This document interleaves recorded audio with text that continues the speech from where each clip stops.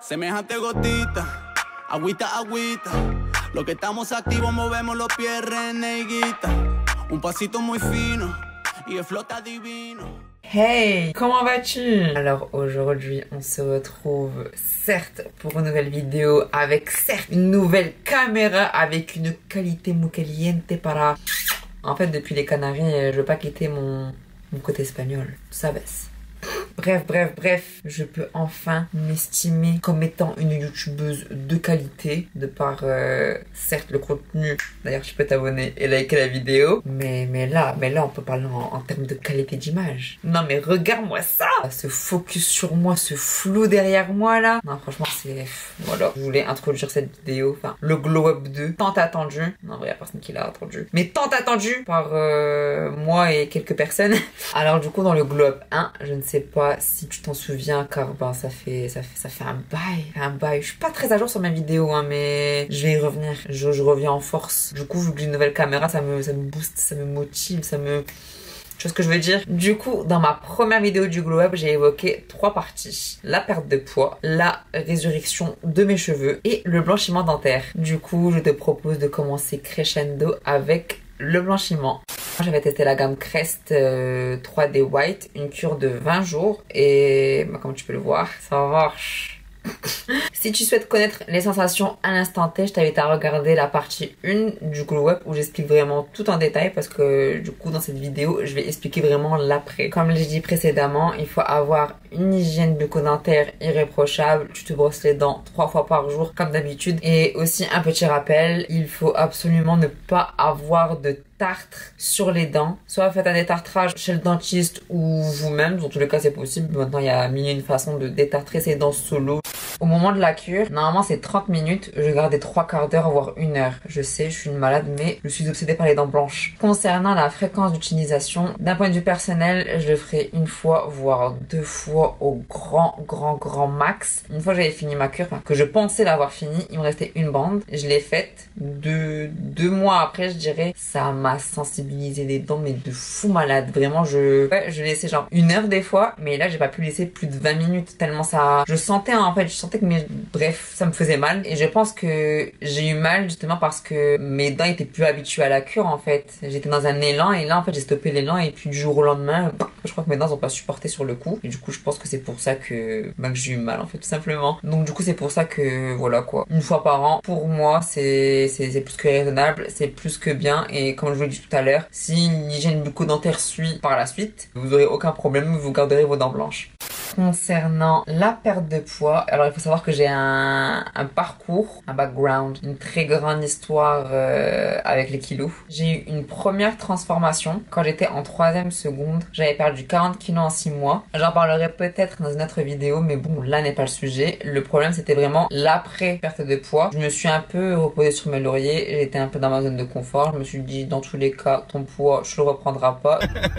Sauf que voilà, la réalité m'a chopé et jusqu'à qu'on appelle l'effet yo-yo. Du coup, je vous parlais de l'époque de ma première transformation. Je suis passée de 100 à 55 kilos. Donc du coup, ouais, ça fait 45 kilos de perdu. Et là, au premier confinement, je suis remontée à plus ou moins 90. Je crois que j'ai carrément dépassé la part des 90. En fait, sur le coup, c'est pas que j'ai pas vraiment remarqué, mais quand tu prends du poids, t'es sur ta lancée, tu calcules pas en fait. Et j'ai vraiment eu l'électrochoc quand j'avais vu le mois d'avant, quand j'avais perdu mes 45 kilos. Et que je me suis dit mais t'as grossi meuf en fait.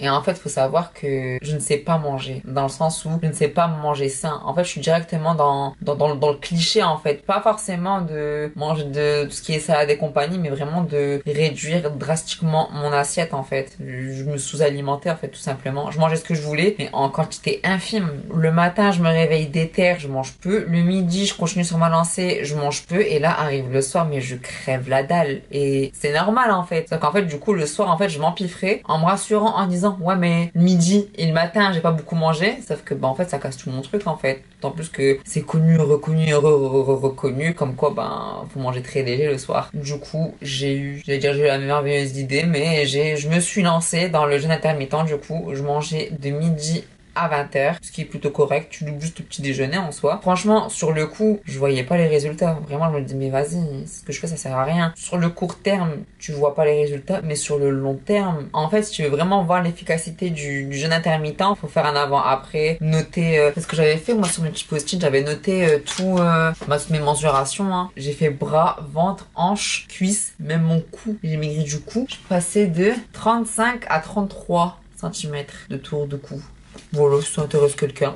Pour en revenir au jeûne intermittent, c'est, comment dire, à l'époque, vu que je réduisais drastiquement mon assiette, je maigrissais, certes, mais sur le court terme, en fait. Je maigrissais rapidement, mais après, dès que je commençais à m'alimenter de manière normale, entre guillemets, ben, je reprenais, en fait. Et c'est ça qui causait l'effet yo-yo. Tandis que, avec le jeûne intermittent, tu perds lentement, certes, mais dans tous les cas, tes kilos, tu vas les perdre et t'auras pas l'effet yo-yo, en fait, dans le sens où, de midi à 20h, je mangeais absolument tout ce que je voulais. Je me privais pas. Bon, après, j'étais pas non plus dans l'abus total, tu vois, mais je mangeais vraiment ce que je voulais, de midi à 20h. Et du coup, ben voilà, quoi, ça fait 16 heures de jeûne et 8 heures où tu peux manger. Donc, sur la balance, ben, voilà, quoi.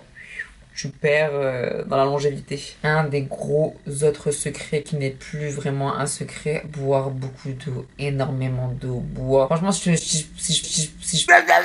je pouvais te dire ne bois que de l'eau, vraiment fais ça, tu vois. Et moi j'ai un gros problème avec le gazeux, je kiffe ça. J'ai trouvé une alternative entre guillemets avec l'eau gazeuse, que ce soit nature, les Perrier à la fraise, la Badois aux agrumes, enfin bref, t'as tout plein d'alternatives. Je dis pas qu'il faut absolument bannir le gazeux, tu vois, mais c'est mieux si tu peux éviter pareil avec l'eau si... Parce que je sais que moi au bout d'un moment, le goût de l'eau me gave en fait à force trop d'en boire, pareil un peu de sirop, tu vois. Ça fait de mal à personne. Surtout que quand tu sais que la légende raconte qu'on perd 140 grammes quand on pisse, bon non c'est pas négligeable. Buvez de l'eau, l'eau c'est la santé. Dans 20-30 ans, il n'y en aura plus. Et puis après, dans une suite logique, le sport. Après, moi, d'un point de vue personnel, j'utilise pas le sport vraiment pour perdre du poids parce que tout le monde sait qu'il faut tout miser sur la nourriture. Moi, vraiment, le sport, j'utilise pour me tonifier, en fait, histoire d'apporter une forme à mon corps. Donc, du coup, voilà, dès que j'ai le temps, j'essaie d'y aller. Quand j'ai la flemme, je me mets à regarder toutes les bonasses des réseaux sociaux pour me motiver. Même celles qui sont pulvérisées au BBL parce que, quand tu vois le corps, ça te motive quand même si c'est pas naturel, mais au moins ça me motive. Et surtout, je vais pas vous mentir, ce qui m'a aidé d'un point de vue physique, enfin plus particulièrement esthétique, c'est la gaine. Je vais absolument pas faire l'apologie de la gaine, vous faire une propagande pour vous dire prenez la gaine. Il y a des gaines, elles sont pas faites pour être portées pour certaines personnes. Du coup, moi je vous conseille de consulter votre médecin avant, même si aucun médecin n'est d'accord, mais consultez votre médecin avant. Je veux pas être la cause de quoi que ce soit. Concernant la gaine, ça vous fait perdre absolument aucun poids, ça vous fait absolument perdre aucune graisse, au contraire ça va juste remodeler du coup votre corps en fait à force de la porter. Ça va faire maintenant 5-6 ans que j'en porte. En fait j'avais commencé à la porter quand j'avais perdu mes 45 kilos. En fait j'avais perdu énormément de peau au niveau de mes jambes, du coup ça va, c'était facile parce que du coup je l'ai musclé. Pareil pour le fessier. Après les bras ça pendouille encore un peu mais ça va, c'est plus ou moins rattrapable. Et le ventre, j'avais pas non plus le ventre qui pendait comme les personnes qui souffraient d'obésité morbide dans Roller King Extreme par exemple. En fait c'était vraiment genre la peau qui s'affaissait entre guillemets sous le nombril et on voyait que c'était bas comme ça en fait. D'un point de vue purement esthétique ça me plaisait absolument pas. D'autant plus que moi mon corps en fait j'ai été droit comme un bâton. Puis voilà quoi, moi après Instagram m'a eu. J'ai voulu la taille de guêpe avec les hanches comme ça. Je vais pas mentir, est-ce que ça m'a affiné la taille? Oui, enfin pas vraiment affiné la taille mais donner la forme que je voulais parce que du coup voilà quoi, maintenant que je grossisse ou pas, voilà quoi, j'ai toujours maintenant cette forme là étant donné que ça va faire 5-6 ans maintenant que je la porte. Et si vous décidez d'en acheter une ou si vous venez d'en acheter une, sachez que c'est normal de ne pas pouvoir la garder plus de 10 minutes. C'est normal d'être limite au bord de l'explosion oxygénique dès le départ. C'est normal que vous ne la supportez pas, c'est normal que vous ne puissiez pas faire de sport avec, c'est normal de ne pas dormir avec et surtout je vous conseille de ne pas dormir avec parce que c'est super dangereux. Tout ça pour dire que c'est normal, que c'est super galère au début. J'en ai fait les frais, je pouvais pas la garder plus de 5 minutes tellement je suffoquais. Faut pas culpabiliser pour ça en disant comme que vous êtes trop grosse ou que vous êtes trop ceci ou cela ou bref. Évitez tous les pataquès parce que vraiment c'est normal. Mettez bien dans votre crâne que le corps n'est pas habitué à la gaine, que le corps n'est pas fait pour être serré, empaqueté comme ça de de manière inattendue. Moi, ça fait 6 ans que je la porte. Là, du coup, ben voilà quoi, je mange avec, j'arrive à faire du sport avec. Avant d'en arriver à ce stade-là, je commençais par 5, puis 10, puis 20, voilà. Puis après, bah, etc. Au fur et à mesure où je sentais que bah, mon corps supportait la gaine, bah voilà quoi, j'ai commencé à la porter de manière continue. Et encore là, même là, au bout d'une heure et demie, enfin, ça me saoule en fait, parce que c'est pas quelque chose de naturel. Le corps n'est pas fait pour être enfermé, emprisonné comme ça de manière continue. Encore une fois, n'oubliez pas qu'il s'agit d'une chose absolument pas naturelle, peut s'avérer très dangereux si on abuse de l'utilisation. La taille de guêpe et les hanches larges n'est pas une fin en soi, n'est pas un but en soi. Il s'agit d'une tendance qui certes dure depuis des années mais qui aura sa fin un jour ou l'autre. N'essayez pas de vous mettre en danger pour essayer de ressembler ou de plaire à qui que ce soit. Plaisez-vous d'abord à vous-même. Franchement, je pourrais faire de la prévention pendant des heures et des heures, mais voilà, ne vous gâchez pas, ne vous mettez pas en danger juste pour avoir 2-3 cm en moins à votre tour de taille. Genre avec du recul, c'est totalement débile. Et pour en revenir à moi, je l'utilise avec parcimonie. Je n'ai aucune séquelle de la gaine et puis voilà. Et enfin, la meilleure partie, celle qui m'a valu l'idée de faire ce glow-up, mes cheveux. Oh, là, ça y est maintenant.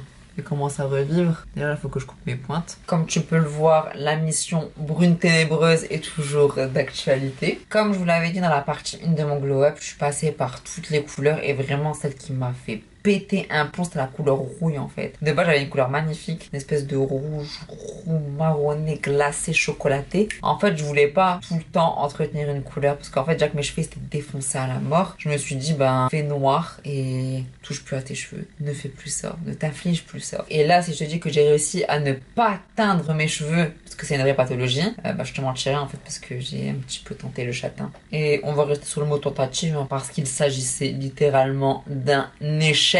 Mais par contre, ne me prends pas, hein. Je remets absolument pas en cause mes compétences en matière capillaire. Hein. C'est juste qu'il y avait une couille dans le pâté, genre comme le fait qu'on ne peut pas teindre des cheveux sur du noir. Voilà, tu peux pas mettre une couleur au-dessus du noir. Le noir absorbe la couleur. Cette information m'a échappé quelque peu. Donc,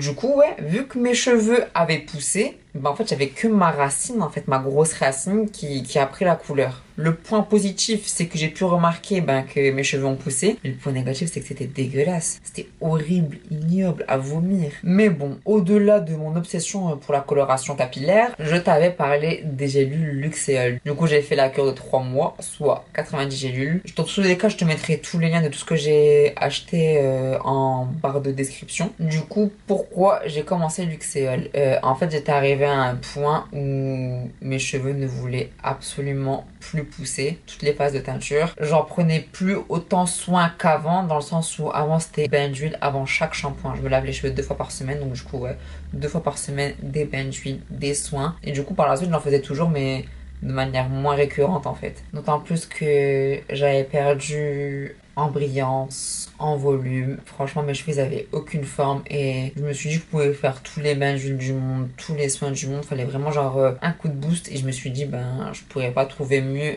qu'un complément alimentaire. J'en ai cherché plein, j'ai tout cherché. D'autant plus que j'en voulais un qui fasse pas pousser les poils aussi en même temps parce que femme, je me retrouve avec une forêt au bras et tout ce qui s'ensuit. Et puis après, voilà, quoi, je suis pas non plus partie très très loin. J'ai pris Luxéol. Je me suis dit, ça passe à la télé. Je me suis dit, c'est les plus connus. Je me suis dit, que j'allais les prendre. Tout simplement. Pour être honnête, ça a vraiment marché. Mais du coup, comme tu peux le voir, j'ai retrouvé la brillance, la longueur. Parce que quand j'ai commencé ma cure, mes cheveux étaient plus ou moins là. Du coup, moi, j'ai retrouvé tout ça. Donc, quoi, j'ai gagné tout ça. Combien de centimètres ça fait, je ne sais pas, car je n'ai pas de règles devant moi, mais de mon menton jusqu'à l'œil. Voilà, ça te fera une idée de mesure. Bon, et surtout, la raison première, outre le fait que ce soit pour la pousse ou le volume, c'est que j'avais énormément perdu de cheveux à l'avant de mon crâne en fait. Du coup, bah, là, ça a repoussé comme tu peux le voir. J'avais une giga calvasse. De quoi rendre jaloux ton oncle, ton père, ton frère. Pour te dire à quel point le fossé était grand en fait. Bon, déjà, t'as une photo qui s'illustre du coup parfaite par la scène. Moi j'avais les cheveux mouillés mais bon même sec c'était pareil. Et du coup je prenais ça, le Magic Retouch. De base c'est pour les cheveux blancs mais moi c'était pour pour mon crâne en fait. Vraiment j'arrivais à un point où je devais cacher mon crâne avec ça en fait, combler le trou, les trous que j'avais là ou là, bah du coup avec ça. Donc du coup voilà, là mes cheveux sont en pleine transition de pouce, j'espère et j'aspire à les avoir longs jusqu'à mon fessier. Est-ce que je dis adieu aux couleurs? Absolument pas. Du moins, je ferai des couleurs plus soft maintenant, du style châtain à quelques mèches dorées, mais au grand max. Fini le roux, fini le blond. Cette vidéo est désormais terminée. Je te souhaite une bonne journée, une bonne soirée, une longue vie. Et il y en a assez.